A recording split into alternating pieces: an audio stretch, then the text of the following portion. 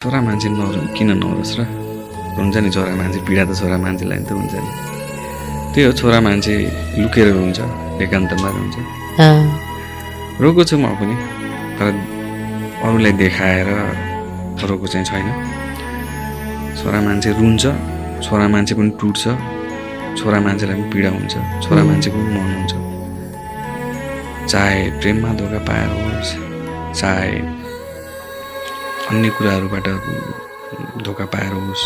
चाहे असफल भएर होस् गर्दा गर्दै पनि केही पाए नलाएर होस् छोरा मान्छे रुन्छ नि हुन्छ है लुकेर रोको छ हुनु त पीडा सबैको आफ्नो हुन्छ पर्नेलाई थाहा हुन्छ पीडा ढुङ्गाले हाने पनि पीडै हुने हो हतियारले काटे पनि पीडा नै हुने हो चोट त चोटै हो चाहे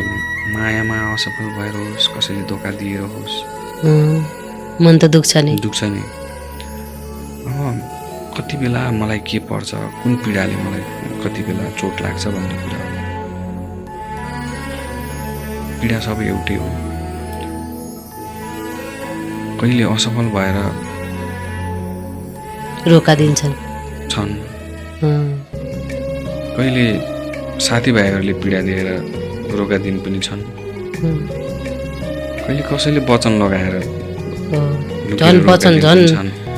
वचनको घाउ धेरै दुख्छ नि एकदमै दुख्छ नि चोट त बरु निको भएर जाला मन पनि शान्त होला तर त्यो मान्छे फेरि देख्दाखेरि फेरि सुरु भइहाल्छ वचनको घाउ त एकदमै सबैभन्दा पीडा वचनको घाउ